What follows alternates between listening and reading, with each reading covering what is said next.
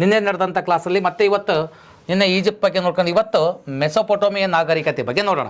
Sir ಹಾಗಾದರೆ ಈ ಮೆಸೊಪೊಟೋಮಿಯ ನಾಗರಿಕತೆ ಇಲ್ಲಿ ಏನೇನು ಕಂಡು ಬರುತ್ತೆ ಅನ್ನೋದಾದರೆ ಇದು ಈ ಥರ ನಮಗೆ ಇಲ್ಲಿ ಕಾನ್ಸೆಪ್ಟ್ ಇದೆ. ಇಲ್ಲಿ ಮೆಸೊಪೊಟೋಮಿಯಾ ಎರಡು ನದಿಗಳ ನಡುವಿನ ಕಣಿವೆ ಪ್ರದೇಶ ಅಂತ ಐತಿ, ಮತ್ತಿದು ಬೈಬಲ್ನ ಹಳೆಯ ಒಡಂಬಡಿಕೆ ವಿವರಿಸುವ ಪ್ರದೇಶಗಳಂತೈತಿ, ಮತ್ತಿದು ಅಚ್ಚರಿಗಳ ನಾಡಾದ ಇದನ್ನು ಗ್ರೀಕರು ಮೆಸೊಪೊಟೋಮಿಯಾ ಅಥವಾ ನದಿಗಳ ನಡುವಿನ ನಾಡು ಅಂತ ಕರೆದ್ರು. ಇಲ್ಲಿ ಪಶ್ಚಿಮ ಏಷ್ಯಾ ಮತ್ತು ಮರುಭೂಮಿ ಅಂತೈತಿ, ಎರಡು ನದಿಗಳ ನಡುವಿನ ಪ್ರದೇಶ ಅಂತೈತಿ, ಓಕೆನಾ. ಮತ್ತು ಅದರಲ್ಲಿ ಮತ್ತೆ 30ನೇ ಶತಮಾನ ಅಂತೈತಿ. ಇಲ್ಲಿ ಕೊನೆಗೆ ಇಲ್ಲಿ ಕೆಲವೊಂದು ವೈಷಮ್ಯ ನಡಬೇಕು, ಇಲ್ಲಿ ಕೆಲವೊಂದು ಕಾನ್ಸೆಪ್ಟ್ ಇದಾವ್ರಿ. ಇದನ್ನು ನಾವು ಹೆಂಗೆ ಪಾಯಿಂಟ್ ಮಾಡ್ಕೋಬೇಕು, ಹೆಂಗೆ ಓದ್ಕೋಬೇಕು ಇದನ್ನು ಆಗುತ್ತಿಲ್ಲ ಅಂತಲ್ಲ, ಟೈಮ್ ತೊಗೊಳುತ್ತೆ. ಅದಕ್ಕಾಗಿ ನಾವು ಇದನ್ನ ತುಂಬ ಈಸಿಯಾಗಿ ಮಾಡ್ಕೊಂಬರೋಣ. ನೋಡಿ ಬನ್ನಿ ಮುಂದೆ ನೋಡೋಣ. ಈಗ ಮೆಸೊಪೊಟೋಮಿಯ ನಾಗರಿಕತೆ ಅಂದರೆ ಏನು? ಏನಾಗಾದರೆ ಮೆಸೊಪೊಟೋಮಿಯ ನಾಗರಿಕತೆ ಅಂದರೆ ಏನು, ಯಾಕೆ ಬಂತು ಅಂತ. ಮೆಸೊಪೊಟೋಮಿಯ ನಾಗರಿಕತೆ ಅಂದರೆ ಎರಡು ನದಿಗಳ ನಡುವಿನ ಕಣಿವೆ ಪ್ರದೇಶವನ್ನು ಈ ಗ್ರೀಕರು ಈ ಪ್ರದೇಶವನ್ನು ನದಿಗಳ ನಡುವಿನ ನಾಡು ಅಂತ ಕರೆದ್ರು. ಮೆಸೊಪೊಟೋಮಿಯ ನಾಗರಿಕತೆ ಅಂದರೆ ಮೆಸೊಪೊಟೋಮಿಯಾ ಎಂದರೆ ಎರಡು ನದಿಗಳ ನಡುವಿನ ಕಣಿವೆ ಪ್ರದೇಶ ಅಂತ.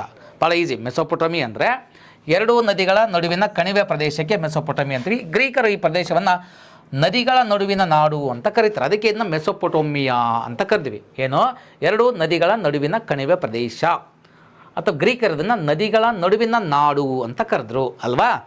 ಬನ್ನಿ ಹಾಗಾದರೆ ಇದು ಪ್ರಮುಖ ಅಂಶಗಳೇನು, ಆ ಪೇಜಲ್ಲಿರುವಂಥ ಅಂಶಗಳನ್ನು ಮತ್ತೆ ನೋಡ್ತೀವಿ ನಾವು. ನದಿಗಳು, ಯಾವ ನದಿಗಳು? ಯೂಫ್ರೆಟಿಸ್ ಮತ್ತು ಟೈಗ್ರಿಸ್.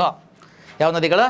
ಯೂಫ್ರೆಟಿಸ್ ಮತ್ತು ಟೈಗ್ರಿಸ್ ಎಂಬ ಎರಡು ನದಿಗಳು ಇಲ್ಲಿ ಹರಿಯುತ್ತವೆ. ಈ ನದಿಗಳ ಪಶ್ಚಿಮ ಏಷ್ಯಾದ ಒಣಭೂಮಿಯನ್ನು ಬಹಳ ಫಲವತ್ತಾಗಿಸಿವೆ. ಈ ನದಿಗಳು ಹರಿಯೋದ್ರಿಂದ ಪಶ್ಚಿಮ ಏಷ್ಯಾದ ಒಂದು ಏನು ಒಣಭೂಮಿಯನ್ನು ಬಹಳ ತುಂಬ ಫಲವತ್ತಾಗಿ ಮಾಡಿಕೊಡ್ತವೆ. ಹಾಗಾದರೆ ಜನಜೀವನ ಹೆಂಗಿದೆ ಇವ್ರದ್ದು ಅಂದರೆ, ಇವರ ಜನಜೀವನ ತುಂಬ ಸರಳವಾಗಿದೆ. ಈ ಪ್ರದೇಶದ ಫಲವತ್ತತೆಯಿಂದಾಗಿ ಆಹಾರ ಸುಲಭವಾಗಿ ದೊರೆಯುತ್ತಿತ್ತು. ನೋಡಿ, ಇದೇ ಕಾರಣಕ್ಕಾಗಿ ಉತ್ತರದ ಗುಡ್ಡಗಾಡು ಜನರು ಮತ್ತು ದಕ್ಷಿಣದ ಮರುಭೂಮಿಯನ್ನು ಅಲೆಮಾರಿ ಬುಡಕಟ್ಟುಗಳು ಈ ಪ್ರದೇಶವನ್ನು ವಶಪಡಿಸಿಕೊಳ್ಳಲು ನಿರಂತರವಾಗಿ ಹೋರಾಟ ನಡೀತಾ ಇತ್ತು. ಹಾಗಾದರೆ ಈ ಪ್ರದೇಶವನ್ನು ವಶಪಡಿಸ್ಕೊಳ್ಳೋಕ್ಕೆ ನಿರಂತರ ಹೋರಾಟಗಳು. ಕಾರಣ ಇಲ್ಲಿದೆ ನೋಡಿರಿ. ಇದೇ ಕಾರಣಕ್ಕಾಗಿ ಉತ್ತರದ ಗುಡ್ಡಗಾಡು ಜನರು ಮತ್ತು ದಕ್ಷಿಣದ ಮರುಭೂಮಿಯ ಅಲೆಮಾರಿ ಬುಡಕಟ್ಟು ಜನಾಂಗದವರು ಈ ಪ್ರದೇಶವನ್ನು ವಶಪಡಿಸ್ಕೊಳ್ಳೋಕ್ಕೆ ಪದೇ ಪದೇ ನಿರಂತರವಾಗಿ ಹೋರಾಟಗಳನ್ನು ಮಾಡ್ತಾರೆ. ಯಾಕಂದರೆ ತುಂಬ ಫಲವತ್ತಾದ ಪ್ರದೇಶ, ಜನರ ಜೀವನಕ್ಕೆ ಇದು ಫಲವತ್ತ ಆಹಾರವನ್ನು ಸುಲಭವಾಗಿ ದೊರೆಯುವಂತೆ ಮಾಡುವಂಥ ಪ್ಲೇಸ್. ಈ ಒಂದು ಕಾರಣಕ್ಕಾಗಿ ಈ ಉತ್ತರದ ಗುಡ್ಡಗಾಡು ಜನಾಂಗದವರು ಮತ್ತು ದಕ್ಷಿಣದ ಮರುಭೂಮಿಯ ಅಲೆಮಾರಿ ಜನಾಂಗದವರು ಅಥವಾ ಗುಡ್ಡಗಾಡು ಜನಾಂಗದವರು ಈ ಪ್ರದೇಶವನ್ನು ವಶಪಡಿಸೋಣಕ್ಕೆ ಪದೇ ಪದೇ ಟ್ರೈ ಮಾಡ್ತಾರೆ. ಓಕೆನಾ. ಬನ್ನಿ ಮತ್ತೆ ಇದು ಖುಷಿಯಾಗೋಣ. ಈ ನಾಗರಿಕತೆ ಉಗಮ ಹೆಂಗಾಯಿತು ಅಂತ, ಯಾವ ರೀತಿ ಉಗಮ ಆಯಿತು ಅಂತ ಬಂದಾಗ, ಬೆಟ್ಟದ ಜನರು ಮತ್ತು ಮರುಭೂಮಿಯ ಅಲೆಮಾರಿಗಳ ನಡುವಿನ ನಿರಂತರ ಸಂಘರ್ಷಗಳ ಮಧ್ಯೆ ಒಂದು ಪ್ರಬಲ ನಾಗರಿಕತೆ ಹುಟ್ಟಿಕೊಂಡಿತ್ತು. ಅದೇ ನಾವು ಈ ಒಂದು ನಾಗರಿಕತೆ ಅಂತ ಹೆಂಗೆ ಹುಟ್ಕೊಳ್ತೀವಿ. ನಾಗರಿಕತೆ ಅಂದರೆ ಈ ಬೆಟ್ಟದ ಜನರು ಮತ್ತು ಮರುಭೂಮಿಯ ಅಲೆಮಾರಿಗಳ ನಡುವಿನ ನಿರಂತರ ಸಂಘರ್ಷಗಳಾದವಲ್ಲ, ಈ ಸಂಘರ್ಷಗಳ ಮಧ್ಯೆಯೇ ಒಂದು ಪ್ರಬಲ ನಾಗರಿಕತೆ ಹುಟ್ಕೊಂತು. ಈ ನಾಗರಿಕತೆ ನಾವು ಮೆಸೊಪೊಟೋಮಿಯ ನಾಗರಿಕತೆ ಅಂತ ಕರ್ಕೊಂಡಿವಿ. ಹಾಗಾದರೆ ಇವರು ಬರವಣಿಗೆ ಹೆಂಗಿದೆ, ಲಿಪಿ ಹೆಂಗಿದೆ ಅಂತ ನೋಡೋದಾದರೆ, ಮೆಸೊಪೊಟೋಮಿಯಾದಲ್ಲಿ ಮೊಟ್ಟ ಮೊದಲು ಬರವಣಿಗೆಯನ್ನು ಅಭಿವೃದ್ಧಿಪಡಿಸಿದವರು ಸುಮೇರಿಯನ್ನರು. ಭಾಳ ಇಂಪಾರ್ಟೆಂಟ್ ಆಗುತ್ತೆ, ಇದನ್ನ ಎಕ್ಸಾಮ್ಸಲ್ಲಿ ಕೇಳ್ತಾರೆ, ಹುಷಾರು. ಹಾಗಾದರೆ ಮೆಸೊಪೊಟೋಮಿಯಾದಲ್ಲಿ ಮೊಟ್ಟ ಮೊದಲ ಬಾರಿಗೆ ಬರವಣಿಗೆಯನ್ನು ಅಭಿವೃದ್ಧಿಪಡಿಸಿದವರು ಯಾರು? ಸುಮೇರಿಯನ್ನರು. ಹಾಗಾದರೆ ನಂತರ ಬಂದ ಬ್ಯಾಬಿಲೋನಿಯರು, ಅಸಿರಿಯನ್ನರು ಮತ್ತು ಚಾಲ್ಡಿಯನ್ನರು ಕೂಡ ಇದೇ ಬರವಣಿಗೆಯನ್ನು ಬಳಸ್ತಾರೆ. ಹಾಗಾದರೆ ಇವರು ಬಳಸಿರ್ತಕ್ಕಂಥ ಬರವಣಿಗೆ ಬಗ್ಗೆ ನೋಡೋಣ ನಾವು ಏನಂತ. ಹಾಗಾದರೆ ನೋಡ್ರಿ, ನೆನ್ಪಿಟ್ಕೊಳ್ರಿ, ಬರವಣಿಗೆಯನ್ನು ಮೊದಲು ಬಾರಿಗೆ ಬಳಸಿದವರು ಯಾರು ಅಂತ ಅಭಿವೃದ್ಧಿಪಡಿಸಿದವರು ಸುಮೇರಿಯನ್ನರು. ಇದೇ ಬರವಣಿಗೆ ಯಾರು ಮುಂದುವರಿಸ್ತಾರೆ? ನಂತರ ಬಂದ ಬ್ಯಾಬಿಲೋನಿಯರು, ಅಸಿರಿಯನ್ನರು, ಚಾಲ್ಡಿಯನ್ನರು ಈ ಬರವಣಿಗೆಯನ್ನು ಬಳಸಿದರು. ಹಾಗಾದರೆ ಈ ನಾಗರಿಕತೆಯ ಲಿಪಿಯನ್ನು ಕ್ಯೂನಿಫಾರ್ಮ್ ಅಂತ ಕರ್ಕೊಳ್ತೀವಿ. ಇದು ಭಾಳ ಇಂಪಾರ್ಟೆಂಟು. ಈ ನಾಗರಿಕತೆ ಲಿಪಿಯನ್ನು, ಮೆಸೊಪೊಟೋಮಿಯಾದ ನಾಗರಿಕತೆ ಲಿಪಿಯನ್ನು ಏನಂತ ಕರಿತೀವಿ? ಕ್ಯೂನಿಫಾರ್ಮ್ ಅಂತ ಕರ್ಕೊಳ್ತೀವಿ. ಹಾಗಾದರೆ ಸಂಕ್ಷಿಪ್ತವಾಗಿ ಆ ಪೇಜಿನ ಒಂದು ವಿಷಯ ಹೇಳೋದಾದರೆ, ಎರಡು ನದಿಗಳ ನಡುವಿನ ಫಲವತ್ತಾದ ಭೂಮಿಯು ಅನೇಕ ಜನಾಂಗಗಳನ್ನು ಆಕರ್ಷಿಸಿ ಜಗತ್ತಿನ ಪ್ರಮುಖ ನಾಗರಿಕತೆಗಳಲ್ಲಿ ಒಂದಾದ ಮೆಸೊಪೊಟೋಮಿಯನ್ನು ಬೆಳೆಯಲು ಕಾರಣವಾಯಿತು ಅನ್ನೋದು ಈ ಒಂದು ಸ್ಲೈಡ್ನ ವಿಶೇಷತೆ. ಏನು ಗೊತ್ತಾಯಿತು ನಿಮಗೆ? ಮೆಸೊಪೊಟೋಮಿಯಾ ಎಂದರೇನೋ, ಇದು ನದಿಗಳು ಯಾವ್ಯಾವ ನದಿಗಳು? ಯೂಫ್ರೆಟಿಸ್ ಮತ್ತು ಟೈಗ್ರಿಸ್ ನದಿಗಳು. ಮತ್ತು ಜನಜೀವನ ಹೆಂಗಿತ್ತು? ಈ ಪ್ರದೇಶದ ಫಲವತ್ತತೆಯಿಂದಾಗಿ ಆಹಾರ ಸುಲಭವಾಗಿ ದೊರೆತಿತ್ತು. ಇದನ್ನು ಪಡ್ಕೋಬೇಕಂತ ಉತ್ತರದ ಗುಡ್ಡಗಾಡು ಮತ್ತು ದಕ್ಷಿಣ ವಲಯದ ಮರುಭೂಮಿ ಜನರು, ಅಲೆಮಾರಿಗಳು ಈ ನಿರಂತರವಾಗಿ ಹೋರಾಟ ನಡೆದವು. ಹಾಗಾದರೆ ಆ ಒಂದು ಕಾರಣಕ್ಕೋಸ್ಕರವಾಗಿ ನಾಗರಿಕತೆ ಬೆಟ್ಟದ ಜನರು ಮತ್ತು ಮರುಭೂಮಿಯ ಅಲೆಮಾರಿಗಳ ನಡುವಿನ ನಿರಂತರ ಸಂಘರ್ಷದ ಮಧ್ಯೆ ಹುಟ್ಟಿದಂಥ ನಾಗರಿಕತೆ ಮೆಸೊಪೊಟೋಮಿಯಾ ನಾಗರಿಕತೆ. ಓಕೆನಾ. ಬಹುಶಃ ನಿಮಗಿದು ಕ್ಲಿಯರಾಗಿ ಕಾಣ್ತದೆ ಇದು, ಯಾಕೋ ಅಕ್ಷರಗಳು ಚೆನ್ನಾಗಿ ಕಾಣ್ತದಲ್ವಾ? ಓಕೆ, ಇರಲಿ. ಈಗ ಮತ್ತೆ ವಿಷಯಕ್ಕೆ ಹೋಗುವಂಥ ಪ್ರಯತ್ನ ಮಾಡೋಣ. ಮತ್ತೆ ಯಾವ ವಿಷಯ ಅಂತ ಬಂದಾಗ ನೋಡ್ರಿ, ಕ್ಲಿಯರಾಗಿ ಕಾಣ್ತದೆ. ಬರವಣಿಗೆ ಮತ್ತು ಲಿಪಿ ಬಗ್ಗೆ ಮಾತಾಡ್ತೀವಿ. ಹಾಗಾದರೆ ಮೆಸೊಪೊಟೋಮಿಯಾದಲ್ಲಿ ಮೊದಲ ಬಾರಿಗೆ ಲಿಪಿಯನ್ನು ಅಭಿವೃದ್ಧಿಪಡಿಸ್ತಾರ ಅಂತ ಬಂದಾಗ ಸುಮೇರಿಯನ್ನರು, ಅದನ್ನು ಕಂಟಿನ್ಯೂ ಮಾಡಿದರು ಬ್ಯಾಬಿಲೋನಿಯರು, ಅಸಿರಿಯನ್ನರು ಚಾಲ್ಡಿಯನ್ನರು ಈ ಬರವಣಿಗೆಯನ್ನು ಇವರು ಕಂಟಿನ್ಯೂ ಮಾಡಿದರು. ಓಕೆನಾ? ಹಾಗಾದರೆ ಈ ನಾಗರಿಕತೆ ಲಿಪಿಯನ್ನು ಕ್ಯುನಿಫಾರ್ಮ್ ಅಂತ ಕರ್ಕೊಳ್ತೀವಿ. ಈ ನಾಗರಿಕತೆ ಲಿಪಿಯನ್ನು ಏನು ಕರ್ಕೊಂಡ್ವಿ ನಾವು? ಕ್ಯುನಿಫಾರ್ಮ್ ಅಂತ ಕರ್ಕೊಂಡ್ವಿ. ಸಂಕ್ಷಿಪ್ತವಾಗಿ ಹೇಳುವುದಾದರೆ ಎರಡು ನದಿಗಳ ನಡುವಿನ ಫಲವತ್ತಾದ ಭೂಮಿಯ ಅನೇಕ ಜನಾಂಗಗಳು ಆಕರ್ಷಿಸಿ ಜಗತ್ತಿನ ಪ್ರಮುಖ ನಾಗರಿಕತೆಗಳಲ್ಲಿ ಒಂದಾದ ಮೆಸೊಪೊಟೇಮಿಯಾವನ್ನು ಬೆಳೆಯಲಿಕ್ಕೆ ಕಾರಣ ಮಾಡಿದ್ದು. ಇದು ನಿಮಗೆ ಅರ್ಥ ಆಗಿದೆ ಅಂದ್ಕೊಂತೀವಿ. ಇಲ್ಲಿವರೆಗೂ ನಿಮಗೆ ಅರ್ಥ ಆಗಿದೆ. ಮುಂದೆ ಹೋಗೋಣ ನಾವೀಗ. ಓಕೆನಾ? ಎಸ್, ಬನ್ನಿ ಮುಂದೆ ಹೋಗೋಣ. ಈ ಒಂದು ಸ್ಲೈಡ್ ಇದೆ. ಮತ್ತು ಈ ನಾಗರಿಕತೆ ಕೇಂದ್ರ ಸ್ಥಳ ಯುಪ್ರೆಟಿಸ್ ಮತ್ತು ಟೈಗ್ರಿಸ್ ನಡುವಿನ ಕಣಿವೆ ಪ್ರದೇಶ. ಓಕೆ, ಪ್ರಾಚೀನ ಕಾಲದಲ್ಲಿ ಬ್ಯಾಬಿಲೋನ್ ಎಂದು ಕರಿತಿದ್ರು. ಬ್ಯಾಬಿಲೋನ್ ಉತ್ತರ ಭಾಗ, ಅಕ್ಕಾಡು ದಕ್ಷಿಣ ಭಾಗ, ಸುಮೇರು. ಇಲ್ಲಿ ನೋಡ್ರಿ, ಉತ್ತರ ಭಾಗ ಅಕ್ಕಾಡು, ದಕ್ಷಿಣ ಭಾಗ ಸುಮೇರು ಅಂತ ಕರಿತಿದ್ರು. ಮತ್ತು ಮೆಸೊಪೊಟೇಮಿಯಾದ ಉತ್ತರ ಭಾಗವನ್ನು ಅಸಾರಿಯಾ ಎಂದು ಕರಿತಾ ಇದ್ರು, ಅಸಾರಿಯಾ ಅಂತ ಕರಿತಿದ್ರು. ಮತ್ತು ಬ್ಯಾಬಿಲೋನ್ ತೂಗು ಉದ್ಯಾನದ ಬಗ್ಗೆ ಮಾಹಿತಿ ಕೊಟ್ಟಿದ್ದಾರೆ. ತುಂಬ ಇದೆ ಇದು. ಮತ್ತೆ ಇದನ್ನ ಸಪ್ರೇಟ್ ಪಾಯಿಂಟ್ ಮಾಡ್ಕೋಬೇಕಾಗುತ್ತೆ. ನೆಬೂಕಡ್ನೆಜರ್ ಇದನ್ನ ಸ್ಟಾರ್ಟ್ ಮಾಡಿದ, ಏನೋ ಕೆಲವೊಂದು ಕಾನ್ಸೆಪ್ಟ್ ಇದಾವೆ ಇಲ್ಲಿ. ಇದನ್ನ ನಮ್ಗೆ ಟೈಮ್ ತೊಗೊಳ್ತದೆ, ಭಾಳ ಈಸಿ ಮಾಡ್ಕೊಂಬಿಡೋಣ ಬನ್ನಿ. ಮೆಸೊಪೊಟೇಮಿಯನ್ ನಾಗರಿಕತೆ ಪ್ರದೇಶಗಳು ಯಾವ ಹಾಗಾದರೆ? ಕೇಂದ್ರ ಸ್ಥಳ ಯೂಪ್ರೆಟಿಸ್ ಮತ್ತು ಟೈಗ್ರಿಸ್ ನಡುವಿನ ಕಣಿವೆ ಪ್ರದೇಶದ ದಕ್ಷಿಣ ಭಾಗವನ್ನು ನಾಗರಿಕತೆ ಕೇಂದ್ರವನ್ನು ಈ ಮೆಸೊಪೊಟೇಮಿಯಾ ಅಂತ ಕರಿತೀವಿ. ಹಾಗಾದರೆ ಯಾವುದಿದು ಕೇಂದ್ರ ಸ್ಥಳ ಯಾವುದು ಅಂತ ಬಂದಾಗ ಯೂಪ್ರೆಟಿಸ್ ಮತ್ತು ಟೈಗ್ರಿಸ್ ನದಿಗಳ ನಡುವಿನ ಕಣಿವೆ ಪ್ರದೇಶದ ದಕ್ಷಿಣ ಭಾಗವನ್ನು ನಾಗರಿಕತೆ ಕೇಂದ್ರ ಸ್ಥಳ ಅಂತ ಕರ್ಕೊಂಡಿವಿ. ಹಾಗಾದರೆ ಬ್ಯಾಬಿಲೋನಿಯಾ ಅಂತ ಬಂತು. ಈ ಬ್ಯಾಬಿಲೋನಿಯಾ ಪ್ರದೇಶ ನೋಡಿರಿ, ಈ ಮೆಸೊಪೊಟೇಮಿಯಾ ಪ್ರಮುಖ ನಾಗರಿಕತೆ ಪ್ರದೇಶಗಳು ಯಾವ ಅಂತ ಬಂದಾಗ ಬ್ಯಾಬಿಲೋನಿಯಾ ಅಂತ ಬಂತು. ಈ ಪ್ರದೇಶವನ್ನು ಪ್ರಾಚೀನ ಕಾಲದಿಂದನೂ ಬ್ಯಾಬಿಲೋನಿಯಾ ಎಂದು ಕರೀತಾ ಇದ್ರು. ಓಕೆನಾ? ಏನು ಕರಿತಾ ಇದ್ರು? ಈ ಪ್ರದೇಶವನ್ನು ಮೊದಲು ಬ್ಯಾಬಿಲೋನಿಯಾ ಅಂತ ಕರಿತಿದ್ರು. ಹಾಗಾದರೆ ಪ್ರಾದೇಶಿಕ ವಿಭಾಗಗಳು ಯಾವಂದರೆ ಬ್ಯಾಬಿಲೋನಿಯಾದ ಉತ್ತರ ಭಾಗವನ್ನು ಅಕ್ಕಾಡು, ನಿಮಗೆ ಆಲ್ರೆಡಿ ಹೇಳಿದ್ದೆ ನಾನು. ಈ ಬ್ಯಾಬಿಲೋನಿಯಾದ ಉತ್ತರ ಭಾಗವನ್ನು ಅಕ್ಕಾಡು ಅಂತ ಕರಿತೀವಿ. ದಕ್ಷಿಣ ಭಾಗವನ್ನು ಸುಮೇರ್ ಅಂತ ಕರೀತಾರೆ. ದಕ್ಷಿಣ ಭಾಗವನ್ನು ಏನು ಕರೀತಾರೆ? ಸುಮೇರ್ ಅಂತ ಕರಿತಾ ಇದ್ರು. ಮೆಸೊಪೊಟೇಮಿಯಾದ ಉತ್ತರ ಭಾಗವನ್ನು ಅಸೀರಿಯಾ, ನೋಡ್ರಿ, ಮೆಸೊಪೊಟೇಮಿಯಾದ ಉತ್ತರ ಭಾಗವನ್ನು ಅಸೀರಿಯಾ ಅಂತ ಕರಿತೀವಿ ಎಂದು ಗುರುತಿಸಲಾಗುತ್ತಿತ್ತು. ನೀವು ಅರ್ಥ ಮಾಡ್ಕೊಳ್ರಿ, ಭಾಳ ಈಸಿ ಇದೆ. ಬ್ಯಾಬಿಲೋನಿಯಾದ ಉತ್ತರ ಭಾಗವನ್ನು ಅಕ್ಕಾಡ್ ಅಂತ ಕರ್ಕೊಳ್ತೀವಿ. ಬ್ಯಾಬಿಲೋನಿಯಾದ ದಕ್ಷಿಣ ಭಾಗವನ್ನು ಸುಮೇರ್ ಅಂತ ಕರ್ಕೊಳ್ತೀವಿ. ಬಟ್ ಮೆಸೊಪೊಟೇಮಿಯಾದ ಉತ್ತರ ಭಾಗವನ್ನು ಅಸೀರಿಯಾ ಅಂತ ಕರೀತಾರೆ. ಇದನ್ನ ನೀವು ಪಾಯಿಂಟ್ ಮಾಡ್ಕೋಬೇಕಾಗುತ್ತೆ. ತುಂಬ ಎಕ್ಸಾಮಿಗೆ ಹೆಲ್ಪ್ ಆಗ್ತವೆ ಈ ಕಾನ್ಸೆಪ್ಟ್ಗಳು, ನೀವು ನೆನ್ಪಿಟ್ಕೊಳ್ತಾ ಹೋಗಿ. ಹಾಗಾದರೆ ಬನ್ನಿ ಮತ್ತೆ ವಿಷಯಕ್ಕೆ ಹೋಗೋಣ. ಬ್ಯಾಬಿಲೋನಿಯಾದ ತೂಗು ಉದ್ಯಾನದ ಬಗ್ಗೆ ಇಲ್ಲಿ ಕೊಟ್ಟಿದ್ದಾರೆ. ಹಾಗಾದರೆ ಹ್ಯಾಂಗಿಂಗ್ ಗಾರ್ಡನ್ ಅಂತ ಕರ್ಕೊಳ್ತೀವಿ ಇದನ್ನು. ಹ್ಯಾಂಗಿಂಗ್ ಗಾರ್ಡ್ಸ್ ಅಂದರೆ ತೂಗು ಉದ್ಯಾನವನ. ಇದು ತೂಗು ಉದ್ಯಾನವನ ಥರ ಕಾಣ್ತಾ ಇದೆ. ಹಾಗಾದರೆ ಇದು ಪ್ರಾಚೀನ ಜಗತ್ತಿನ 7 ವಿಸ್ಮಯಗಳಲ್ಲಿ ಒಂದಾಗಿದೆ. ಇದರ ಕುರಿತಾದ ಪ್ರಮುಖ ವಿಷಯಗಳು ನಮಗೆ ಇಲ್ಲಿ ಕಾಣ್ತವೆ. ಇದು ಯಾವಾಗ ಸ್ಥಾಪನೆ ಆಯಿತು, ಏನಾಯಿತು, ತೂಗು ಉದ್ಯಾನವನ ನೋಡೋಣ. ನಿರ್ಮಾಣ ಬಂದು ಇದನ್ನು ಇಲ್ಲಿ ನೋಡಿರಿ, ಬಹುಶಃ ತೂಗು ಉದ್ಯಾನವನ ನಿಮಗೆ ಕಾಣ್ತಾ ಇದೆ. ಇಲ್ಲಿ ಕೊಟ್ಟಿದ್ದಾರೆ ತೂಗು ಉದ್ಯಾನ ಚಿತ್ರ ಕೊಟ್ಟಿಲ್ಲ, ನಮಗೆ ವಿಷಯ ಕೊಟ್ಟಿದ್ದಾರೆ. ಇದನ್ನ ವಿಷಯ ನೋಡೋಣ ಹಾಗಾದರೆ ಏನಿದೆ ಅಂತ. ಇಲ್ಲಿ ನೋಡಿ, ನಿರ್ಮಾಣ ಯಾವಾಗ ಆಗಿತ್ತು? ಇದನ್ನು ಸುಮಾರು ಸಾಮಾನ್ಯ ಶಕಪೂರ್ವ 7ನೇ ಶತಮಾನದಲ್ಲಿ ಯೂಪ್ರೆಟಿಸ್ ಮತ್ತು ಟೈಗ್ರಿಸ್ ನದಿಗಳ ದಂಡೆಯ ಮೇಲೆ ನಿರ್ಮಿಸಲಾಯಿತು. ಹಾಗಾದರೆ ತೂಗು ಉದ್ಯಾನವನ ಯಾವಾಗ ನಿರ್ಮಾಣ ಆಯಿತು? ಇದು ಸಾಮಾನ್ಯ ಶಕಪೂರ್ವ 7ನೇ ಶತಮಾನದಲ್ಲಿ ಯೂಪ್ರೆಟಿಸ್ ಮತ್ತು ಟೈಗ್ರಿಸ್ ನದಿಯ ದಂಡೆಯ ಮೇಲೆ ಇದನ್ನು ನಿರ್ಮಾಣ ಮಾಡ್ತಾರೆ. ತೂಗು ಉದ್ಯಾನ ಯಾವಾಗ? 7ನೇ ಶತಮಾನದಾಗ. ಓಕೆನಾ? ಎಸ್, ಬನ್ನಿ. ಯಾರು ನಿರ್ಮಾಣ ಮಾಡಿದರು? ಯಾರಪ್ಪ ನಿರ್ಮಾಣ ಮಾಡಿದ್ದು? ತೂಗು ಉದ್ಯಾನವನ್ನು ನಿರ್ಮಾಣ ಮಾಡಿದ್ಯಾರು ಅಂತ ಬಂದಾಗ ಹೆಚ್ಚಿನ ವಿದ್ವಾಂಸರ ಪ್ರಕಾರ ರಾಜ 2ನೇ ನೆಬೂಕಡ್ನೆಜರು. ಇಲ್ಲಿ ನೋಡ್ರಿ, ರಾಜ 2ನೇ ನೆಬೂಕಡ್ನೆಜರು. ಈತನಿಗೊಬ್ಬ ತನ್ನ ಪತ್ನಿ ಇರ್ತಾಳೆ ಅಮ್ಯೂಟಿಸ್ ಅಂತ. ಈ ಅಮ್ಯೂಟಿಸ್ಗಾಗಿ ಇದನ್ನ ನಿರ್ಮಾಣ ಮಾಡ್ತಾರೆ. ತೂಗು ಉದ್ಯಾನವನ್ನು ಯಾರು ನಿರ್ಮಾಣ ಮಾಡಿದರು? ಇಲ್ಲಿ ಅನೇಕರು ಹೇಳ್ತಾರೆ ರಾಜ 2ನೇ ನೆಬೂಕಡ್ನೆಜರ್, ಅವನ ತನ್ನ ಪತ್ನಿ ಇದ್ಲು ಅಮ್ಯೂಟಿಸ್ ಅಂತ. ಈ ಅಮ್ಯೂಟಿಸ್ಗಳಿಗಾಗಿ ಇದನ್ನು ನಿರ್ಮಾಣ ಮಾಡ್ತಾರೆ. ಹಾಗಾದರೆ ತನ್ನ ತಾಯ್ನಾಡಿನ ಬೆಟ್ಟ ಮತ್ತು ಹಸಿರಾದ ಪರಿಸರವನ್ನು ನೆನೆದು ಬೇಸರದಲ್ಲಿದ್ದ ಅವಳನ್ನು ಸಂತೈಸಲು ಈ ಉದ್ಯಾನವನವನ್ನು ಸೃಷ್ಟಿ ಮಾಡಿದ. ಯಾಕೆ ಈತ ಸೃಷ್ಟಿ ಮಾಡಿದ ಅಂದರೆ, ತನ್ನ ತಾಯ್ನಾಡಿನ ಬೆಟ್ಟ ಮತ್ತು ಹಸಿರಾದ ಪರಿಸರವನ್ನು ನೆನೆದು ಬೇಸರದಲ್ಲಿದ್ದ ಅವಳನ್ನು ಸಂತೈಸಲು ಈ ಉದ್ಯಾನವನ್ನು ನಿರ್ಮಾಣ ಮಾಡ್ತಾನೆ. ಅಂದರೆ ಮದುವೆ ಮಾಡ್ಕೊಂಬಂದಿರ್ತಾನೆ, ಮದುವೆ ಮಾಡ್ಕೊಂಬಂದಾಗ ಆಕೆ ತುಂಬ ತವ್ರ ಮನೆಯನ್ನು ನೆನ್ಪು ಮಾಡ್ಕೊತಿರ್ತಾಳೆ, ಮತ್ತು ಆಕೆ ಹುಟ್ಟಿ ಬೆಳೆದಂಥ ಪರಿಸರ ನೆನ್ಪು ಮಾಡ್ಕೊತಿರ್ತಾಳೆ. ಆಕೆಯನ್ನು ಸಂತೈಸಲು ಈತ ಆಕೆಗಾಗಿಯೇ ಈ ಒಂದು ಉದ್ಯಾನವನ್ನು ನಿರ್ಮಾಣ ಮಾಡ್ತಾನೆ. ನೋಡಿರಿ, ಎಂಥ ಒಂದು ಅದ್ಭುತವಾದ ಸಾಧನೆ ಇದೆ. ಓಕೆನಾ? ಹಾಗಾದರೆ ಮತ್ತೆ ಕೆಲವರು ಅಭಿಪ್ರಾಯ ಪಡ್ತಾರೆ, ಇಲ್ಲ, ಅಸಿರಿಯಾದ ರಾಣಿ ಸಮ್ಮೂರಾಮತ್ ಎಂಬುವರಿಂದ ರಚಿಸಲ್ಪಟ್ಟಿದೆ ಅಂತ ಹೇಳ್ತಾರೆ. ಕೆಲವೊಬ್ಬರು ಹೇಳ್ತಾ ಹೋಗ್ತಾರೆ, ಇಲ್ಲಪ್ಪ ಅದು ಹಂಗಾಗಿಲ್ಲ. ಇದು ಏನಂದರೆ, ಇದು ಕೆಲವೊಬ್ಬರ ಅಭಿಪ್ರಾಯ ಅಂತ, ಇದು ಅಸಿರಿಯಾದ ರಾಣಿ ಸಮ್ಮೂರಾಮತ್ ಎಂಬುವರಿಂದ ರಚಿಸಲ್ಪಟ್ಟಿದೆ ಅಂತಾರೆ. ಕೆಲವೊಬ್ಬರು ಭಾಳ ಜನ ಏನು ಹೇಳ್ತಾರೆ, ರಾಜ 2ನೇ ನೆಬೂಕಡ್ನೆಜರು ತನ್ನ ಪತ್ನಿ ಅಮ್ಯೂಟಿಸ್ಳ ನೆನಪಿಗಾಗಿ ಅವಳೇನು ತನ್ನ ತವ್ರ ಮನೆಯಿಂದ ಬಂದು ಗಂಡನ ಮನೇಲಿ ಬದುಕ್ತಿದ್ಲು, ತವ್ರ ಮನೆ ನೆನಪು ಮಾಡ್ಕೊಂಡು ಆಕೆ ಬೇಜಾರಾಗಿದ್ಲು ಅಂತ. ಯಾಕಂದರೆ ಅಲ್ಲಿನ ಪರಿಸರ, ಅಲ್ಲಿನ ವಾತಾವರಣ, ಅಲ್ಲಿನ ಹಸಿರಾದ ಪರಿಸರ ವಾತಾವರಣ ನೋಡ್ಕೊಂಡು ಈಗ ಬಯಲುಸೀಮೆಯವರು, ಈ ಒಂದು ನಮ್ಮ ಯಾವುದು ಮಲೆನಾಡಿನವರು ಬಯಲುಸೀಮೆಯಲ್ಲಿ ಬಂದು ಬದುಕಿದಾಗ ಅದು ಮಲೆನಾಡಿನ ಪ್ರದೇಶವನ್ನು ಇಮ್ಯಾಜಿನ್ ಮಾಡ್ಕೊಳ್ತಾರಲ್ವ, ಆ ಥರ ಒಂದು ಕಾನ್ಸೆಪ್ಟನ್ನು ಒಳಗೊಂಡಿರ್ತಕ್ಕಂಥದ್ದು. ಓಕೆನಾ? ಎಸ್, ಇಲ್ಲಿ ಮತ್ತೆ ವಿಷಯಕ್ಕೆ ಹೋಗೋಣ. ವಿಶೇಷತೆ ಏನಿದ್ರದ್ದು? ಈ ಉದ್ಯಾನವನವು ನಿಜವಾಗಿ ಗಾಳಿಯಲ್ಲಿ ತೂಗುತ್ತಿರಲಿಲ್ಲ. ತೂಗು ಉದ್ಯಾನವನ ಅಂದರೆ ಇದೇನು ಗಾಳಿಯಲ್ಲಿ ತೂಗ್ತಾ ಇಲ್ಲ ರೀ. ಕಾರಣ ಇದೆ. ಮರಗಿಡಗಳನ್ನು ಜಿಗ್ಗುರಾಟ್ ಎಂಬ ಗೋಪುರದ ಮಾದರಿಯ ಕಟ್ಟಡದ ವಿವಿಧ ಹಂತಗಳಲ್ಲಿ ಬೆಳೆಸಲಾಗುತ್ತಿತ್ತು. ಮರಗಳನ್ನು ಹೆಂಗೆ ಬೆಳೆಸ್ತಾ ಇದ್ರು, ಇಲ್ಲಿ ಜಿಗುರಾಟ್ ಎಂಬ ಗೋಪುರ, ಜಿಗುರಾಟ್ ಅಂದರೆ ಎತ್ತರವಾದ ಪ್ರದೇಶ, ಗುಡ್ಡಗಾಡಿಗಳಿಗೆ ಕರಿತೀವಿ ನಾವು. ಕೃತಕವಾಗಿ ನಿರ್ಮಾಣ ಮಾಡಿರ್ತಕ್ಕಂಥ ಗುಡ್ಡಗಳನ್ನು ಜಿಗುರಾಟ್ ಅಂತ ಕರ್ಕೊಳ್ತೀವಿ, ಅದು ಆಮೇಲೆ ಮಾತಾಡೋಣ. ಹಾಗಾದರೆ ಮಾದರಿಯ ಕಟ್ಟಡದ ವಿವಿಧ ಹಂತಗಳಲ್ಲಿ ಬೆಳೆಸಲಾಗ್ತಿತ್ತು. ಗಿಡಗಳ ಕೊಂಬೆಗಳು ಕೆಳಕ್ಕೆ ನೇತಾಡುತ್ತಿದ್ದ ಕಾರಣ, ಗಿಡಗಳ ಕೊಂಬೆಗಳು ಯಾವುದೇ ಕಾರಣಕ್ಕೆ ನೆಲಕ್ಕೆ ನೇತಾಡ್ತಾ ಇರ್ತವೆ.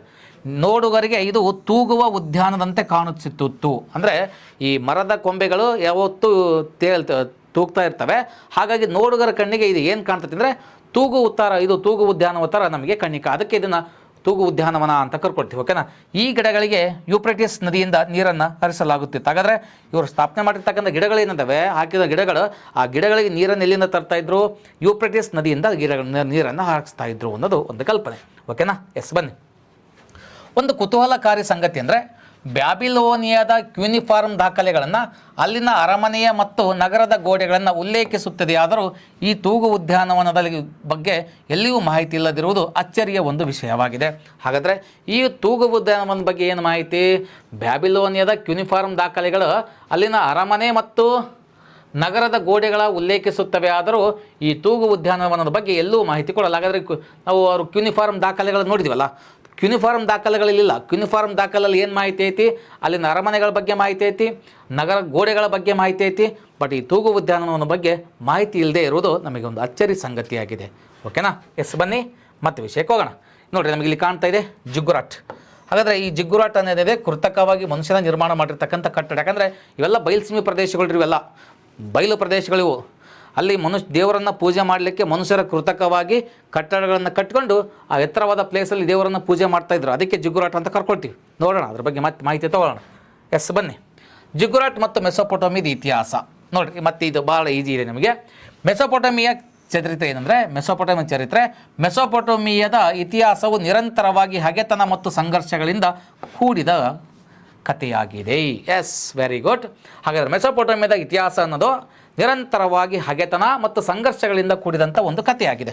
ಹಾಗಾದರೆ ಸುಮೇರಿಯನ್ನರು ಆಗಮನ ಆಗುತ್ತಿಲ್ಲಿ. ಉತ್ತರದ ಗುಡ್ಡಗಾಡು ಪ್ರದೇಶಗಳಿಂದ ಬಂದ ಸುಮೇರಿಯನ್ನರು ಈ ಪ್ರದೇಶಕ್ಕೆ ಬಂದ ಮೊದಲಿಗರು. ಹಾಗಾದರೆ ನೋಡಿರಿ, ಸುಮೇರಿಯನ್ನರೇ ಫಸ್ಟ್ ಬಂದಿದ್ದಿಲ್ಲಿ. ನೋಡಿರಿ, ಫಸ್ಟ್ ಬಂದವರು ಯಾರಂತ ಬಂದಾಗ ಸುಮೇರಿಯನ್ನರೇ ಫಸ್ಟ್ ಬರ್ತಾರೆ. ಸುಮೇರಿಯನ್ನರೇ ಫಸ್ಟ್ ಬಂದರು. ಹಾಗಾದರೆ ಉತ್ತರದ ಗುಡ್ಡಗಾಡು ಪ್ರದೇಶಗಳಿಂದ ಬಂದ ಸುಮೇರಿಯನ್ನರು ಈ ಪ್ರದೇಶಕ್ಕೆ ಬಂದ ಮೊದಲಿಗರು ಅಂತೇಳಿ ಇವರನ್ನು ನಾವು ಕರಿತಾ ಹೋಗ್ತೀವಿ. ಬನ್ನಿ. ಆರಾಧನಾ ಕ್ರಮ ಏನಾಗಾದರೆ ಅಂತ ಬಂದಾಗ ಇಲ್ಲಿ ಇವ್ರದ್ದು ಆರಾಧನಾ ಕ್ರಮ ಇದು ಭಾಳ ಚೆನ್ನಾಗಿದೆ ವಿಷಯ ಇದು. ಈ ಜನರು ಮೂಲತಃ ತಮ್ಮ ದೇವರುಗಳನ್ನು ಬೆಟ್ಟದ ತಪ್ಪಲಿನ ಮೇಲೆ ಆರಾಧಿಸಿದರು. ಎಲ್ಲಿ ದೇವರನ್ನು ಪೂಜೆ ಮಾಡ್ತಾಯಿದ್ರು? ಬೆಟ್ಟದ ತಪ್ಪಲಿನಲ್ಲಿ ಇವರು ದೇವರನ್ನು ಆರಾಧನೆ ಮಾಡ್ತಿದ್ರು. ಓಕೆನಾ. ಹಾಗಾದರೆ ತಪ್ಪಲಿನ ಮೇಲೆ ಜಿಗುರಾಟ್ ನಿರ್ಮಾಣ ಮಾಡಿದೆ. ಹಾಗಾದರೆ ನಿಮಗೆ ಹೇಳಿದೆ ನಾನು ಜಿಗುರಾಟ್ ಅಂದರೆ ಏನು ಅಂತ. ಅವರು ಸಮತಟ್ಟಾದ ಮೈದಾನ ಪ್ರದೇಶಕ್ಕೆ ಬಂದು ನೆಲೆಸಿದ ಮೇಲೆ ತಮ್ಮ ಹಳೆಯ ಸಂಪ್ರದಾಯದಂತೆ ಎತ್ತರದ ಜಾಗದಲ್ಲಿ ದೇವರನ್ನು ಪೂಜಿಸಲು ಕೃತಕವಾದ ಬೆಟ್ಟಗಳನ್ನು ನಿರ್ಮಿಸಿದರು. ಇವುಗಳನ್ನೇ ಜಿಗುರಾತ್ ಎಂದು ಕರೀತೇವೆ. ಎಸ್, ಹಾಗಾದರೆ ಇವ್ರಿಗೆ ಆ್ಯಕ್ಚುಲಿ ಮೂಲ ಹೆಂಗಿತ್ತಂದ್ರೆ, ಇವರು ಸುಮೇರಿಯನ್ನರು ಇವರು ತಮ್ಮ ಬೆಟ್ಟಗಳಲ್ಲಿ ವಾಸ ಮಾಡ್ತಕ್ಕಂಥ ಜನ. ಇವರು ಬೆಟ್ಟಗಳಲ್ಲಿ ವಾಸ ಮಾಡ್ತಾಯಿದ್ರು. ಹಾಗಾದರೆ ಇವರು ಇಲ್ಲಿ ಸಮತಟ್ಟಾದ ಬಯಲು ಪ್ರದೇಶಕ್ಕೆ ಬಂದು ವಾಸ ಮಾಡಿಬಿಟ್ರು. ತಮ್ಮ ಹಳೆಯ ಸಂಪ್ರದಾಯಗಳನ್ನು ಮುಂದುವರ್ಸ್ಕೊಂಡು ಹೋಗ್ಬೇಕಲ್ಲ, ಆ ಒಂದು ಕಾರಣಕ್ಕೋಸ್ಕರ ಎತ್ತರದ ಜಾಗದಲ್ಲಿ ದೇವರನ್ನು ಪೂಜಿಸಲು ಕೃತಕವಾದ ಬೆಟ್ಟಗಳನ್ನು ನಿರ್ಮಾಣ ಮಾಡ್ತಾರೆ. ಕೃತಕವಾದ ಬೆಟ್ಟಗಳು ಅಂತ ಕರ್ಕೊಂಡ್ವಿ. ಹಾಗಾದರೆ ನಿಮಗೆ ಹೇಳಿದೆ ನಾನು ಒಂದು ಚಿತ್ರವನ್ನು ತೋರಿಸಿದೆ. ಇದು ಕೃತಕವಾದ ಬೆಟ್ಟ ನಿಮಗೆ ಕಾಣ್ತಾ ಇತ್ತು ನೋಡ್ರಿ. ಇದು ಯಾವುದದು? ಕೃತಕವಾದ ಬೆಟ್ಟವನ್ನು ನಿರ್ಮಾಣ ಮಾಡ್ತಾರೆ. ಸಮತಟ್ಟಾದ ಪ್ರದೇಶ ಮೇಲೆ ಇವರೇ ಆರ್ಟಿಫಿಷಿಯಲ್ ಒಂದು ಬೆಟ್ಟವನ್ನು ರೆಡಿ ಮಾಡ್ಕೊಳ್ತಾರೆ.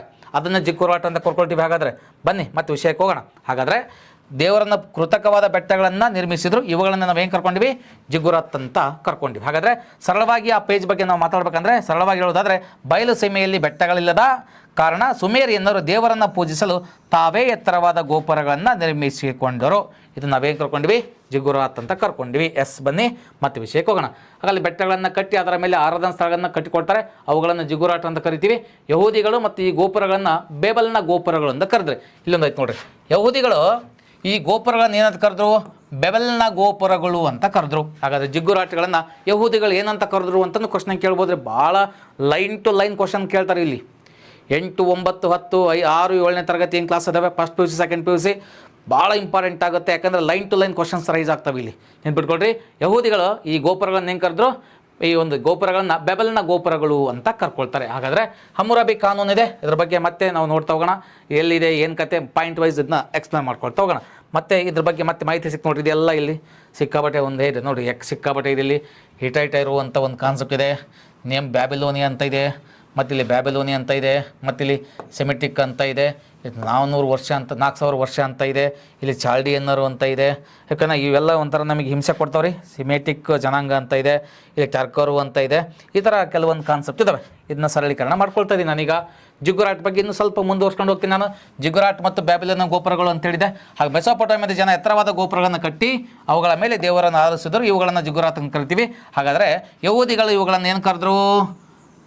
ಬ್ಯಾಬಿಲನ್ ಗೋಪುರಗಳನ್ನು ಇವರು ಏನು ಕರೆದು ಬ್ಯಾಬಿಲನ್ ಗೋಪುರಗಳು ಅಂತ ಕರೆದ್ರು. ಆಗಲೇ ನಿಮಗೆ ನಾನು ಇದ್ರ ಬಗ್ಗೆ ಹೇಳಿದ್ದೆ. ಎಸ್, ಬನ್ನಿ ಹಮ್ಮುರಬಿ ಕಾನೂನು ಬಗ್ಗೆ ಮಾತಾಡೋಣ. ನಾವು ಸಣ್ಣವರಿದ್ದಾಗನು ಹಮ್ಮುರಬಿ ಕಾನೂನು, ಕಣ್ಣಿಗೆ ಕಣ್ಣು ಕಾಲಿಗೆ ಕಾಲು ಅನ್ನೋ ಡೈಲಾಗನ್ನು ಕೇಳ್ತಾ ಇರ್ತೀವಿ. ಓಕೆನಾ? ಯಾರಾದರೂ ಕಪಾಳು ಕೊಡಿದ್ರೆ ಅವ್ರಿಗೆ ಕಪಾಳು ಕೊಡೋದು, ಹಲ್ಲು ಮುರಿದ್ರೆ ಹಲ್ಲು ಮುರಿಯೋದು, ಕಣ್ಣು ಕಿತ್ತರೆ ಕಣ್ಣು ಕೀಳೋದು. ಓಕೆನಾ? ಹಾಗಾದರೆ ಹಮ್ಮುರಬಿ ಕಾನೂನು ಸಮಿತಿ ಏನು? ಇದು ಜಗತ್ತಿನ ಅತ್ಯಂತ ಪುರಾತನ ಮತ್ತು ಪ್ರಸಿದ್ಧವಾದ ಕಾನೂನುಗಳಲ್ಲಿ ಒಂದಾಗಿದೆ. ಮೂಲ ಇದರ ಬಗ್ಗೆ ಮಾತಾಡಬೇಕಂದ್ರೆ 1901ರಲ್ಲಿ ಪತ್ತೆಯಾದ ಶಿಲಾಶಾಸನವು ಈ ಒಂದು ನಿಯಮಗಳನ್ನು ಕೆತ್ತಲಾಗಿದೆ. ಅಂದರೆ ಪ್ರಸ್ತುತ ಇದು ಈಗ ಪ್ಯಾರಿಸ್ನ ಲೋರ್ ವಸ್ತು ಸಂಗ್ರಹಾಲಯದಲ್ಲಿದೆ. ಹಾಗಾದರೆ ಈ ಒಂದು ಹಮ್ಮುರಬಿ ಕೋಡ್ ಇರ್ತಕ್ಕಂಥ ಒಂದು ಶಾಸನ 1901ರಲ್ಲಿ ಪತ್ತೆಯಾಗುತ್ತೆ. ಇದು ಈಗ ಪ್ರೆಸೆಂಟಾಗಿ ಪ್ರಸ್ತುತ ಪ್ಯಾರಿಸ್ನ ಲೋರ್ ವಸ್ತು ಸಂಗ್ರಹದಲ್ಲಿದೆ. ಹಾಗಾದರೆ ತತ್ವ ಏನಿದೆ ಹಮ್ಮುರಬಿ ಕೋಡಿನ ಕಾನೂನು ತತ್ವ? ಇದು ಕಣ್ಣಿಗೆ ಕಣ್ಣು ಹಲ್ಲಿಗೆ ಹಲ್ಲು ಎಂಬ ಕಠಿಣ ನ್ಯಾಯದ ತರ್ಕವನ್ನು ಅರಿದ. ಅಂದರೆ ಇಲ್ಲಿ ಯಾರಾದರೂ ಒಬ್ಬ ವ್ಯಕ್ತಿ ಕಣ್ಣನ್ನು ಕಿತ್ತರೆ ಶಿಕ್ಷೆ ಏನಾಗಾದರೆ ಕಣ್ಣನ್ನು ಕಿತ್ತಂಥ ವ್ಯಕ್ತಿಯೇ ಕಣ್ಣನ್ನು ಕೀಳುವುದು. ಯಾರಾದರೂ ಒಬ್ಬ ವ್ಯಕ್ತಿ ಹಲ್ಲನ್ನು ಮುರಿದ್ರೆ ಹಲ್ಲು ಮುರಿದಂಥ ವ್ಯಕ್ತಿ ಹಲ್ಲನ್ನು ಮುರಿಯೋದು.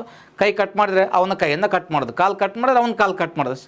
ಇದೇಂತಾರಲ್ಲ ಈ ಕಣ್ಣಿಗೆ ಕಣ್ಣು ಹಲ್ಲಿಗೆ ಹಲ್ಲು ಅನ್ನೋ ಕಾನ್ಸೆಪ್ಟ್ ಇದೆಯಲ್ಲ, ಇದು ಹಮ್ಮುರಬಿ ಕಾನೂನು ಆಗುತ್ತೆ. ಎಲ್ಲಿದೆ ಇದು?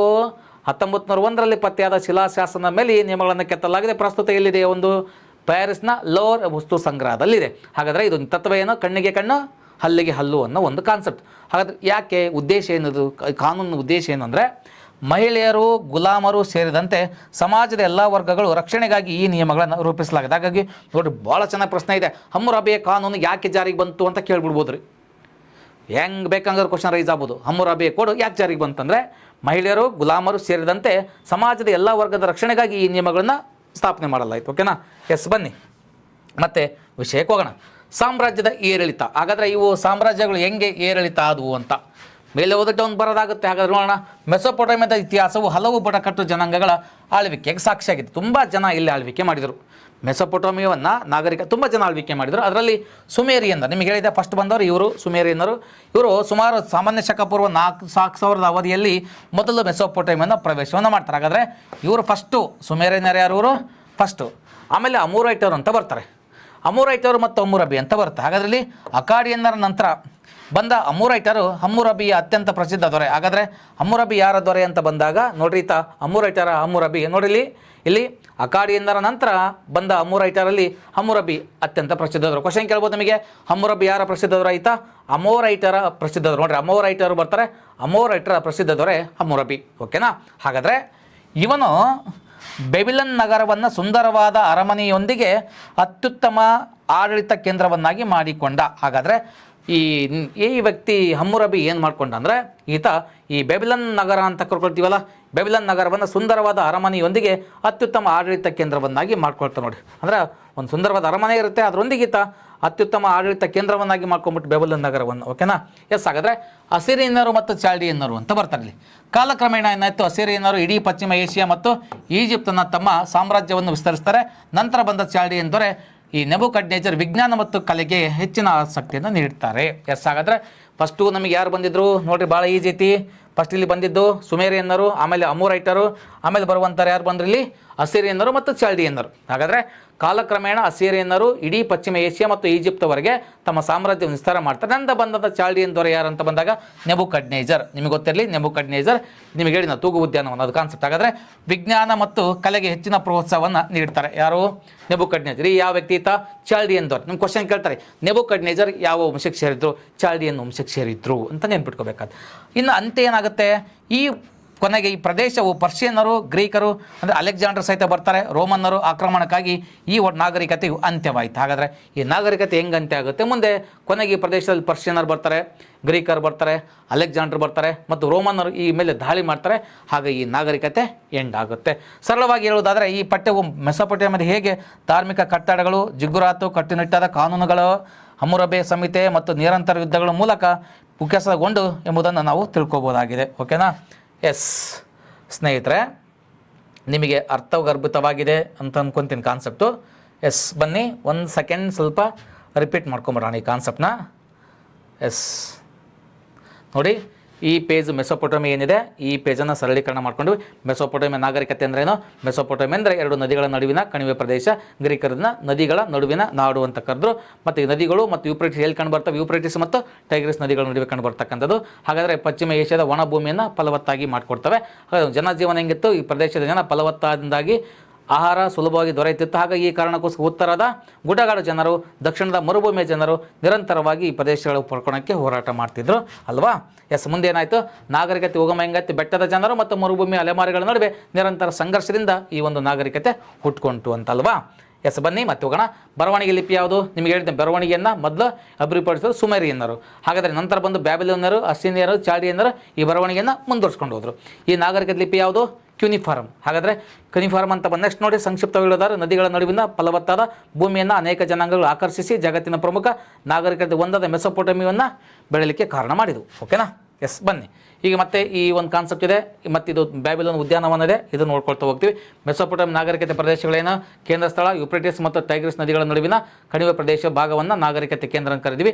ಬ್ಯಾಬಿಲೋನಿಯಾ ಅಂದರೆ ಈ ಪ್ರದೇಶವನ್ನು ಪ್ರಾಚೀನ ಕಾಲದಿಂದಲೂ ಬ್ಯಾಬಿಲೋನ್ ಕರಿತಿದ್ರು. ಪ್ರಾದೇಶಿಕ ವಿಭಾಗಗಳು ಬ್ಯಾಬಿಲೋನಿಯಾದ ಉತ್ತರ ಭಾಗವನ್ನು ಅಕಾಡು, ದಕ್ಷಿಣ ಭಾಗವನ್ನು ಸುಮೇರು, ಮೆಸೊಪೊಟೇಮಿಯಾದ ಉತ್ತರ ಭಾಗವನ್ನು ಅಸಿರಿಯಾ ಅಂತ ಕರೀತಾರೆ. ಅಸಿರಿಯಾ ಅಂತ ಕರೆದ್ರು. ಓಕೆನಾ? ಈ ಮತ್ತೇನು? ಬ್ಯಾಬಿಲೋನ್ ತೂಗು ಉದ್ಯಾನವನ ಕಾನ್ಸೆಪ್ಟ್ ಏನು? ಪ್ರಾಚೀನ 7 ವಿಸ್ಮಯಗಳಲ್ಲಿ ಇದು ವಿಷಯಗಳೇನು? ನಿರ್ಮಾಣದಿಂದ ಸಾಮಾನ್ಯ ಶಕಪುರುಷನೇ ಶತಮಾನ 7ನೇ ಶತಮಾನದ ಸ್ಥಾಪನೆ ಮಾಡಿದ್ರು. ಯೂಪ್ರೇಟಿಸ್ ಮತ್ತು ಟೈಗ್ರಿಸ್ ನದಿಯ ದಂಡೆ ಮೇಲೆ ಕಂಡು ಬರ್ತಕ್ಕಂಥದ್ದು. ಹಾಗಾದರೆ ಪ್ರಕಾರ ನಿಮಗೆ ಮಾಹಿತಿ ಕೊಟ್ಟವಲ್ಲ, ಅನೇಕ ವಿದ್ವಾಂಸರು ರಾಜ 2ನೇ ನೆಬೂಕದ್ನೆಚ್ಚರ್ ಏನು ಮಾಡ್ದ? ಈತ ತನ್ನ ಪತ್ನಿ ಅಮ್ಯೂಟಸ್ನ ನೆನಪಿಗಾಗಿ ನಿರ್ಮಾಣ ಮಾಡಿದೆ ಅಂತ ಹೇಳ್ತೀವಿ. ತನ್ನ ತವರು ಮನೆಯನ್ನು ನೆನ್ಪಂಡ್ಕೊಂಡು ಆಕೆ ತುಂಬ ಬೇಜಾರಿರ್ತಾಳೆ. ಆ ಒಂದು ಖುಷಿ ಪಡಿಸ್ಬೇಕನ್ನೋ ಕಾರಣಕ್ಕೋಸ್ಕರವಾಗಿ ಆತ ತೂಗು ಉದ್ಯಾನ ನಿರ್ಮಾಣ ಮಾಡಿದ. ಹಾಗಾದರೆ ಮತ್ತೆ ಕೆಲವರು ಅಭಿಪ್ರಾಯ ಪಡ್ತಾರೆ, ಇಲ್ಲ ಅಸಿರಿಯಾದ ರಾಣಿ ಸಮೂ ರಾಮತ್ ಎಂಬುವಳಿಂದ ರಚಿಸಲ್ಪಟ್ಟಿದೆ ಅಂತಲೂ ಸಹಿತ ಹೇಳ್ತಾರೆ. ಓಕೆನಾ? ಹಾಗಾದರೆ ಈ ವಿಶೇಷತೆಯನ್ನು ತೂಗು ಉದ್ಯಾನವನ್ನು ನಿಜವಾಗಿ ಗಾಳಿಯಲ್ಲಿ ತೂಗ್ತಾ ಇಲ್ಲ. ಮರಗಿಡಗಳನ್ನು ಜುಗ್ಗುರಾಟ್ ಎಂಬ ಗೋಪುರದ ಮಾದರಿಯಲ್ಲಿ ಕಟ್ಟಡ ನಿರ್ಮಾಣ ಹಂತಗಳಲ್ಲಿ ಬಳಸಲಾಗ್ತಿತ್ತು. ಗಿಡ ಮರಗಳು ಕೊಂಬೆಗಳು ನೇತಾಡುವ ಥರ ಕಾಣ್ತಾ ಇದ್ವು. ಹಾಗಾಗಿ ಇದು ತೂಗು ಉದ್ಯಾನ ಥರ ಕಾಣ್ತಾ ಇದೆ. ಓಕೆನಾ? ಹಾಗಾದರೆ ಗಿಡಗಳಿಗೆ ಯೂಪ್ರೇಟಿಸ್ ನದಿಯಿಂದ ನೀರನ್ನು ಹಾರಿಸ್ತಾ ಇದ್ರು. Very good. ಈ ಮತ್ತೆ ವಿಷಯಕ್ಕೆ ಹೋಗೋಣ. ತೂಗು ಉದ್ಯಾನ ನೋಡಿರಿ, ಇದು ಕುತೂಹಲಕಾರಿ ಸಂಗತಿಯನ್ನು ಬ್ಯಾಬಿಲೋನಿನ ಜನ ಕ್ಯೂನಿಫಾರ್ಮ್ ದಾಖಲೆಗಳನ್ನು ಅಲ್ಲಿ ಅರಮನೆ ಮತ್ತು ನಗರದಲ್ಲಿರ್ತಕ್ಕಂಥ ಗೋಡೆಗಳ ಬಗ್ಗೆ ಉಲ್ಲೇಖ ಐತಿ ಹೊರತು, ಆದರೆ ತೂಗು ಉದ್ಯಾನದ ಬಗ್ಗೆ ಕ್ಯೂನಿಫಾರ್ಮಲ್ಲಿ ಯಾವುದೇ ಉಲ್ಲೇಖ ಇಲ್ಲ. ಎಸ್ ಹಾಗಾದರೆ ಇವು ನಿಮಗೆ ಜಿಗುರಾಟು, ಇದ್ರ ಬಗ್ಗೆ ಮಾಹಿತಿ ನೋಡ್ಕೊಂಡ್ವಿ. ಮತ್ತು ಜಿಗುರಾಟ್ ಮತ್ತು ಮೆಸೊಪೊಟೇಮಿಯಾ ಇತಿಹಾಸ ಏನು? ಮೆಸೊಪೊಟೇಮಿಯಾದ ಚರಿತ್ರೆ, ಮೆಸೊಪೊಟೇಮಿಯಾದ ಇತಿಹಾಸವು ನಿರಂತರವಾಗಿ ಹಗೆತನ ಮತ್ತು ಸಂಘರ್ಷಗಳಿಂದ ಕೂಡಿದ ಕಥೆಯಾಗಿದೆ. ಸುಮೇರಿಯನ್ನರ ಆಗಮನ ಆಗುತ್ತೆ. ಒಂದು ಉತ್ತರ ಗುಡ್ಡಗಾಡು ಪ್ರದೇಶಗಳಿಂದ ಬಂದ ಸುಮೇರಿಯನ್ನರು ಈ ಪ್ರದೇಶದ ಮೊದಲಿಗರಾಗ್ತಾರೆ. ಎಲ್ಲಿಂದ ಬಂದರು? ಗುಡ್ಡಗಾಡು ಪ್ರದೇಶದಿಂದ ಬಂದರು. ಹಾಗಾಗಿ ಇವರು ಮೊದಲಿಗರಾಗ್ತಾರೆ. ಓಕೆನಾ? ಹಾಗಾದರೆ ಆರಾಧನಾ ಕ್ರಮವನ್ನು ಇವರು ಮೂಲತಃವಾಗಿ ತಮ್ಮ ದೇವರುಗಳನ್ನು ಬೆಟ್ಟದ ಮೇಲೆ ಆರಾಧನೆ ಮಾಡ್ತಾಯಿದ್ರು. ಆದರೆ ಜಿಗುರಾಟ್ ನಿರ್ಮಾಣ ಮಾಡ್ತಾರೆ. ಯಾಕಂದರೆ ಇವರು ಗುಡ್ಡಗಾಡು ಜನದಿಂದ ಬಂದಿದ್ರಲ್ಲ, ಹಾಗಾಗಿ ಇವರು ಸಮತಟ್ಟಾದ ಪ್ರದೇಶಕ್ಕೆ ಬಂದು ಏನು ಮಾಡಿದರು? ಹಳೆಯ ಸಂಪ್ರದಾಯ ಗುಡ್ಡಗಾಡನ್ನು ನಿರ್ಮಾಣ ಮಾಡೋದು. ಹಾಗಾಗಿ ಅಲ್ಲಿ ಪೂಜಿಸುವ ಕೃತಕವಾದ ಬೆಟ್ಟಗಳನ್ನು ರೆಡಿ ಮಾಡ್ಕೊಂಡು ಅವುಗಳನ್ನೇ ಜಿಗುರಾಟ್ ಅಂತ ಕರ್ಕೊಂಡಿವಿ. ಏನು ಕರ್ಕೊಂಡಿವಿ? ಜಿಗುರಾಟ್ ಅಂತ ಕರ್ಕೊಂಡಿವಿ. ಸರಳವಾಗಿರುವುದಾದರೆ ಬಯಲು ಸೀಮೆಯಲ್ಲಿ ಬೆಟ್ಟಗಳಿಲ್ಲದ ಕಾರಣ ಸುಮೇರಿಯನ್ನರು ದೇವರುಗಳನ್ನು ಪೂಜಿಸಲು ತಾವೇ ಎತ್ತರವಾದ ಒಂದು ಬೆಟ್ಟಗಳನ್ನು ನಿರ್ಮಾಣ ಮಾಡ್ಕೊಂಡ್ರೆ ಅವನ್ನ ನಾವು ಜಿಗುರಾಟ್ ಅಂತ ಕರ್ಕೊಂಡಿವಿ. ಓಕೆನಾ? ಎಸ್ ಈಗ ಮತ್ತೆ ವಿಷಯಕ್ಕೆ ಹೋಗೋಣ. ಇದು ನೋಡ್ರಿ, ಇದು ಆರಾಧನಾ ಸ್ಥಳ, ಇದು ಬ್ಯಾಬಿಲನ್ ಗೋಪುರಗಳನ್ನು ಕರಿತೀವಿ. ಎಲ್ಲ ಕಾನ್ಸೆಪ್ಟ್ ಇಲ್ಲಿ ಬಂತು ನೋಡ್ರಿ ನಿಮಗೆ. ಎಲ್ಲ ವಿಷಯ ಸಿಗ್ತದೆ. ಜಿಗುರಾತ್ ಅಂದ್ರೆ ಏನಂದ್ರೇನು? ಇವೆಲ್ಲ ಸೇಮ್ ಕಾನ್ಸೆಪ್ಟು. ಮತ್ತು ಇಲ್ಲಿ ಯಹೂದಿಗಳು ಇವುಗಳನ್ನು ಏನು ಕರೆದ್ರು? ಬೇಬಿಲನ್ನಿನ ಗೋಪುರಗಳು ಎಂದು ಕರೀತಾರೆ. ಓಕೆನಾ? ಎಸ್ ಮತ್ತೆ ವಿಷಯಕ್ಕೆ ಹೋಗೋಣ. ಹಮ್ಮುರಬಿ ಕಾನೂನು ಬಗ್ಗೆ ನಾವು ಆಲ್ರೆಡಿ ಮಾತಾಡಿದ್ವಿ. ಜಗತ್ತಿನ ಪುರಾತನ ಪ್ರಸಿದ್ಧ ಕಾನೂನುಗಳಲ್ಲಿ ಇದು ಒಂದಾಗೈತಿ. ಇದು 1901ರಲ್ಲಿ ಪತ್ತೆಯಾದ ಶಿಲಾಶಾಸನದಲ್ಲಿ ಇದರ ಬಗ್ಗೆ ಮಾಹಿತಿ ಇದೆ. ಪ್ರಸ್ತುತ ಇದೀಗ ಪ್ಯಾರಿಸ್ನ ಲೋವರ್ ಎಂಬಲ್ಲಿ ಇದನ್ನ ಸಂಗ್ರಹಿಸಲಾಗಿದೆ. ಇದರ ತತ್ವ ಏನು? ಕಣ್ಣಿಗೆ ಕಣ್ಣ, ಹಲ್ಲಿಗೆ ಹಲ್ಲು ಅಂತ. ಈ ಉದ್ದೇಶ ಏನು? ಮಹಿಳೆಯರಿಗೆ, ಗುಲಾಮರಿಗೆ ಸೇರಿದಂತೆ ಸಮಾಜದ ಎಲ್ಲ ವರ್ಗದ ರಕ್ಷಣೆಗಾಗಿ ಇದನ್ನ ಸ್ಥಾಪನೆ ಮಾಡಿದ್ರು ಅಂತ. ಓಕೆನಾ? ಹಾಗಾದರೆ ಸಾಮ್ರಾಜ್ಯದ ಏರಿಳಿತ ಏನಾಗುತ್ತೆ ಅಂತ ಬಂದಾಗ ಸಹಜವಾಗಿ ಮೆಸೊಪೊಟೇಮಿಯಾದ ಇತಿಹಾಸವು ಹಲವು ಬುಡಕಟ್ಟು ಜನಾಂಗಗಳ ಆಳ್ವಿಕೆಗೆ ಸಾಕ್ಷಿಯಾಗಿದೆ. ಸುಮೇರಿಯನ್ನರು ಫಸ್ಟ್ ಬರ್ತಾರೆ. ಸಾಮಾನ್ಯ ಶಕಪೂರ್ವ 4000 ಅಡಿಯಲ್ಲಿ ಮೊದಲು ಮೆಸೊಪೊಟೇಮಿಯಾನ ಪ್ರವೇಶ ಮಾಡ್ತಾರೆ. ಆಮೇಲೆ ಅಮ್ಮೂರೈಟರು ಬರ್ತಾರೆ, ಅಮ್ಮುರಬಿ ಬರ್ತಾನೆ, ಅಮ್ಮುರಬಿ ಕಾನೂನು ಬರುತ್ತೆ. ಹಾಗಾದರೆ ಇವರು ಅಕಾಡಿಯನ್ನರು ಅಂತ ಬರ್ತಾರೆ.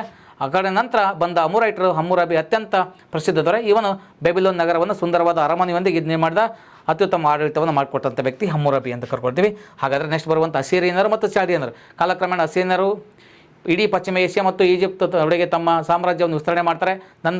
ನಂತರ ಬಂದಂಥ ಚಾಲ್ಡಿಯನ್ ದೊರೆ ನೆಬುಕಡ್ನೆಜರ್ ವಿಜ್ಞಾನ ಮತ್ತು ನೋಡಿರಿ ನೆಬುಕಡ್ನೆಜರ್ ವಿಜ್ಞಾನ ಮತ್ತು ಕಲಿಕೆಗೆ ಹೆಚ್ಚಿನ ಪ್ರೋತ್ಸಾಹವನ್ನು ನೀಡಿದ.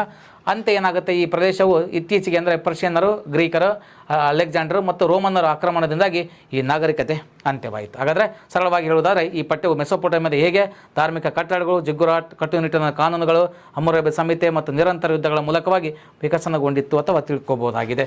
ಇಷ್ಟು ವಿಷಯಗಳು ನಮಗೆ ಯಾವುದಕ್ಕೆ ಸಂಬಂಧಪಟ್ಟಂಗೆ, ಈ ಒಂದು ಮೆಸೊಪೊಟೇಮಿಯನ್ ನಾಗರಿಕತೆಗೆ ಸಂಬಂಧಪಟ್ಟಂಗೆ. ಸ್ನೇಹಿತರೆ, ಇಲ್ಲಿವರೆಗೆ ಹೇಳಿರ್ತಕ್ಕಂಥ ಮೆಸೊಪೊಟೇಮಿಯನ್ ನಾಗರಿಕತೆ ನಿಮಗೆ ಸರಳವಾಗಿ ಅರ್ಥ ಆಗಿದೆ ಅಂದ್ಕೊತೀನಿ. ನೆಕ್ಸ್ಟ್ ಬರುವಂಥ ಒಂದು ಚೀನಾ ನಾಗರಿಕತೆ ಆಗಿರ್ಬೋದು, ರೋಮನ್ ನಾಗರಿಕತೆ ಆಗಿರ್ಬೋದು, ಅಥವಾ ಇಂಕಾನ್ ನಾಗರಿಕತೆ ಆಗಿರ್ಬೋದು, ಅವುಗಳ ಬಗ್ಗೆ ನಾವು ಮುಂದಿನ ತರಗತಿಯಲ್ಲಿ ಸಿಗೋಣ. ಮುಂದಿನ ತರಗತಿಯಲ್ಲಿ ನಾವು ಚರ್ಚೆ ಮಾಡ್ತಾ ಹೋಗೋಣ. Thank you for watching.